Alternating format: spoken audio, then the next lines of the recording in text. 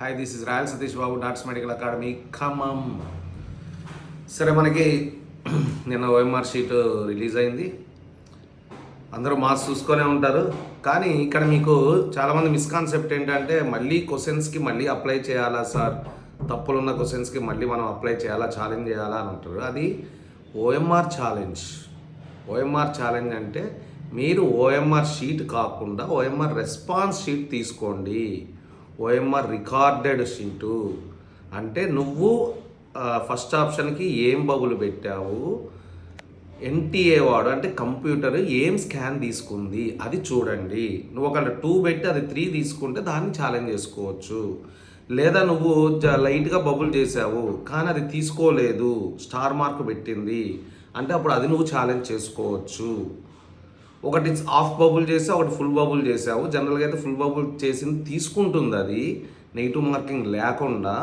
అలా ఆ క్రైటీరియా తీసుకొని మీరు ఛాలెంజ్ చేయాల్సిన అవసరం ఉంది. సో అది అయిపోయింది, ఎట్లా టైము ఆల్రెడీ మొన్న చెప్పాం కాబట్టి no need of worrying about it. But ఇప్పుడు మీకు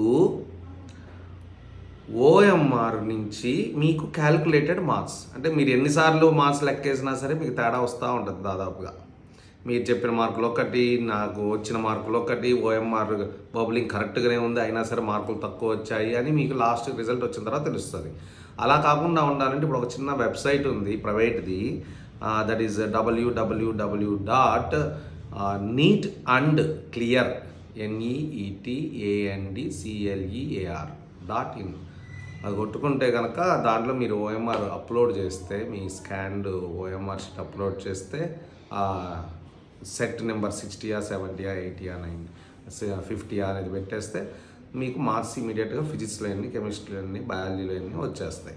బట్ అది ప్రెడిక్టెడ్ ర్యాంక్ మాత్రం అకార్డింగ్ టు 2025. బట్ అది కరెక్ట్ కాదు. అది ఎప్పుడు ఈ ర్యాంకింగ్ అనేది ఎప్పుడు మారుతూ ఉంటుంది, దాన్ని పట్టించుకోకండి.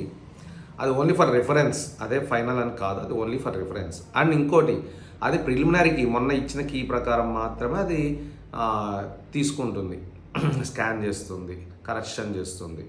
బట్ మనకి మళ్ళీ కీ అనేది ఇవాళ రేపట్లో వస్తుంది. అంటే ఏమైనా మాడిఫైడ్ ఏమైనా ఉంటే కనుక మళ్ళీ ఇవాళ రేపట్లో వస్తుంది. మ్యాక్సిమం ఎక్కువ శాతం అయితే వాడు ఎప్పుడు మాడిఫై చేయడు. ఒకవేళ చేస్తే మ్యాక్సిమం 1-2 క్వశ్చన్స్ ఉంటాయి, అంతకంటే ఎక్కువేమీ ఉండవు. అండ్ సీట్లు కూడా నెంబర్ ఆఫ్ సీట్స్ పెరిగాయి. సో తెలంగాణలో అయితే 110 గవర్నమెంట్ సీట్స్ పెరిగాయి, 800 ప్రైవేట్ సీట్స్ పెరిగాయి.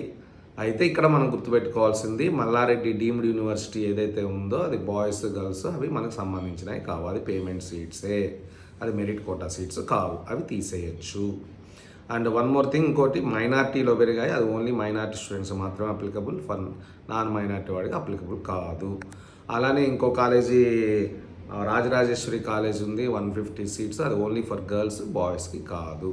ప్రతి ప్రైవేట్ కాలేజ్లో కూడా 50% సీట్స్ మాత్రమే మెరిట్ సీట్స్, మిగతాయి management seats, NRI seats. So గవర్నమెంట్లో కూడా 110లో కూడా 15% ఆల్ ఇండియా కోటాకి ఇవ్వాల్సిందే. సో ఓన్లీ 85% సీట్స్ మాత్రమే, అంటే ఆల్మోస్ట్ 95 సీట్స్ మాత్రమే మనకి సంది. సో ఇలా లెక్కేసుకుంటే కనుక నాన్ మైనారిటీ గర్ల్స్ స్టూడెంట్కి వచ్చేసి 345 సీట్స్ దాకా ఎక్సెస్ పెరిగాయి. అలానే మైనారిటీ వాళ్ళకైతే 395 సీట్స్ పెరిగాయి. అదే బాయ్స్ అంటే జనరల్ కోటా తీసుకుంటే కనుక బాయ్స్ గర్ల్స్ నాన్ మైనారిటీ అయితే 270 సీట్స్ పెరిగాయి. అండ్ అలానే మైనారిటీ అయితే 320 సీట్స్ పెరిగాయి అన్నమాట. ఇది నెంబర్ ఆఫ్ సీట్స్ ఇంక్రీజ్. కాబట్టి డెఫినెట్గా ఒక 4 మార్కులు వేరియేషన్ అయితే వస్తుంది, 3 to 4 మార్క్స్ వేరియేషన్ అయితే. అంటే ఏదైతే మనం కట్ ఆఫ్ అంతకుముందు అనుకున్నామో దానికి ఇప్పటికైనా 3 to 4 మార్క్స్ వేరియేషన్ అయితే పక్కా ఉంటుంది. సో కాబట్టి గాబరా పడకండి. అయితే మనం ఆల్రెడీ ప్రెడిక్టెడ్ కట్ ఆఫ్ చూసాము. సో మళ్ళీ ఒకసారి మీకు ఒక రిఫరెన్స్ ఇస్తాను, ఎందుకంటే సార్ నేను లాంగ్ టర్మ్ తీసుకోవాలా లేదా కౌన్సిలింగ్కి వెళ్ళమంటారా, కౌన్సిలింగ్ దాకా ఆగమంటారా అనే డౌట్స్ ఉంటాయి కదా, వాళ్ళకి ఒక రిఫరెన్స్ మాత్రం, ఇది పర్ఫెక్ట్ అని కాదు. సో ఓపెన్ కేటగిరీలో అయితే ఒక 415 మార్క్స్ తీసుకుంటే బీసీఏ 360 వేసుకోండి, బీసీబీ 406 వేసుకోండి, అండ్ బీసీసీ 370 వేసుకోండి, బీసీడీ 410 వేసుకోండి, అండ్ బీసీఈ 406 వేసుకోండి. అలానే SC1 కాంట్ ప్రెడిక్ట్ 200 కావచ్చు, 300 కావచ్చు, ఏదైనా ఉండొచ్చు. అండ్ SCT వచ్చేసి 370 వేసుకోండి. అండ్ ఎస్సీ 3 వచ్చేసి 385 వేసుకోండి, అలానే ఎస్టీ 390 అలా వేసుకోండి, 385 to 390. దీనికన్నా ఇది రిఫరెన్స్ మార్కు, పక్కా మార్క్ కాదు, ఎవడు చెప్పలేడు, ఇది ఒక రిఫరెన్స్ మార్కు. దీనికన్నా 10 మార్కులు తక్కువ వచ్చిన వాళ్ళు యూ కెన్ వెయిట్ కొన్ని రోజులు, రిజల్ట్ వచ్చేంత వరకు లేదా ఫస్ట్ రౌండ్ వచ్చేంత వరకు. మనకు KNR-UHS వాడు పెడతాడు చూడండి, మీరు అప్లై చేయండి అని. అప్పుడు ఒక లిస్ట్ వస్తుంది, బీసీఏలు ఎంతమంది ఉన్నారు, ఎస్సీలు ఎంతమంది ఉన్నారు, ఎస్టీలు ఎంతమంది ఉన్నారు. అప్పుడు కొంచెం చాలా దగ్గరకు వస్తాం మన క్లారిటీగా. కాబట్టి అక్కడ వరకు అయినా సరే ఆగండి. దీనికంటే 10 మార్క్స్ తక్కువ వచ్చిన వాళ్ళు ఆగాలనుకుంటే, 10 కన్నా ఇంకా తక్కువ మార్క్స్ వచ్చిన వాళ్ళు, ఫర్ ఎగ్జాంపుల్ ఎస్టీ అన్నాను 385 అన్నాను, 375 కన్నా నాకు తక్కువ వచ్చాయి అనుకున్న వాళ్ళు మాత్రం నాకు తెలిసి better to join long term. ఎందుకంటే లాస్ట్ కౌన్సిలింగ్ దాకా మీకు వస్తుందా రాదా, 370 వచ్చిన అనుకో, లాస్ట్ కౌన్సిలింగ్ దాకా వస్తుందా రాదా అనే విషయం మనకి తెలియదు అనుకున్నప్పుడు నవంబర్లోనే ఎప్పుడో జాయిన్ అయితే మళ్ళీ అది టైం వేస్ట్ అయిపోతుంది మీకు. మళ్ళీ నెక్స్ట్ ఇయర్ కూడా తక్కువ టైమే ఉంటుంది, తక్కువ మార్క్స్ వస్తాయి. ఎందుకంటే పేపర్స్ కూడా టఫ్ లెవెల్ వస్తున్నాయి కాబట్టి కొంచెం స్టాండర్డ్ కూడా పెంచాల్సిన అవసరం ఉంటుంది, కాబట్టి ఎక్కువ ప్రిపరేషన్ ఇవ్వాల్సిన అవసరం ఉంటుంది కాబట్టి కాబట్టి ఇమీడియట్గా లాంగ్ టర్మ్ జాయిన్ అవ్వండి. సరే, ఇది లాంగ్ టర్మ్ ఎవరు జాయిన్ అవ్వాలని రెఫరెన్స్. ఇక అంతకంటే తక్కువ వచ్చిన వాళ్ళు ఎలాగో take your own decision, long term join అవుతారా లేకపోతే మిగతా ఏదైనా ఆల్టర్నేటివ్ చూసుకుంటే టేక్ యువర్ ఓన్ డెసిషన్. రెండోది, మన డాక్టర్స్ మెడికల్ అకాడమీ ఈ సంవత్సరం ఎవరికైతే కట్ ఆఫ్ కన్నా ఒక 20 మార్కులు తక్కువ వచ్చాయో, ఫర్ ఎగ్జాంపుల్ ఓపెన్ 415 అన్నాము, 405 వచ్చిన ఓసీ స్టూడెంట్ ఉన్నాడు, అతనికి 20 మార్క్స్ అంటే 415 కట్ ఆఫ్ అనుకుంటే 395 వచ్చిన ఓసీ స్టూడెంట్ ఉన్నాడు, అతనికి రాలేదు. సో అలాంటి స్టూడెంట్స్కి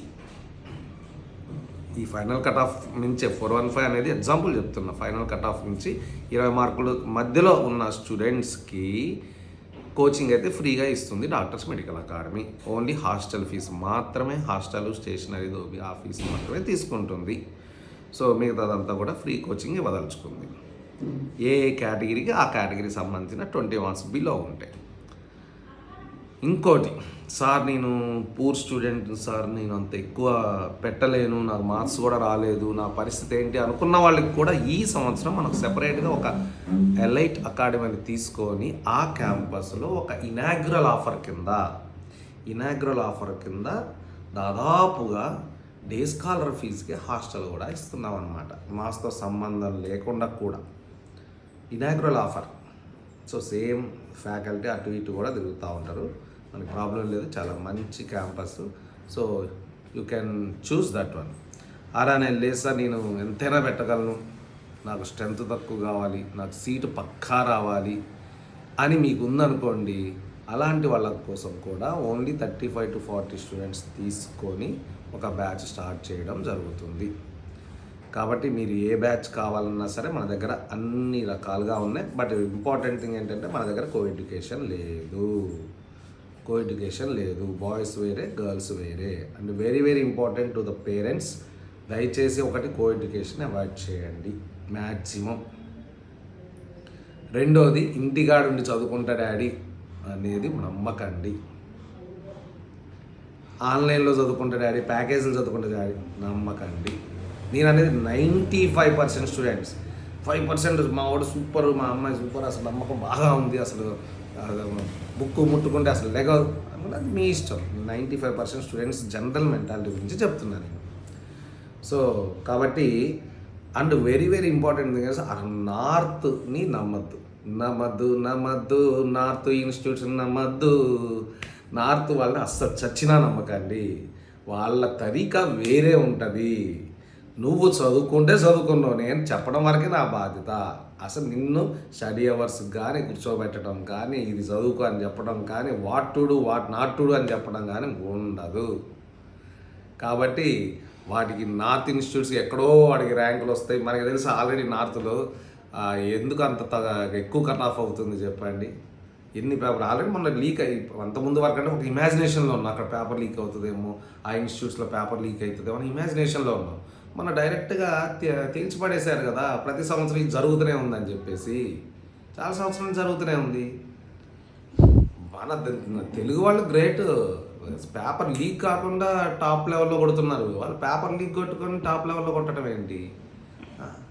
కాబట్టి వాళ్ళు దానికి అలవాటు పడ్డారు కాబట్టి ఎక్కడో ఒక ర్యాంకులు వేసుకుంటారు.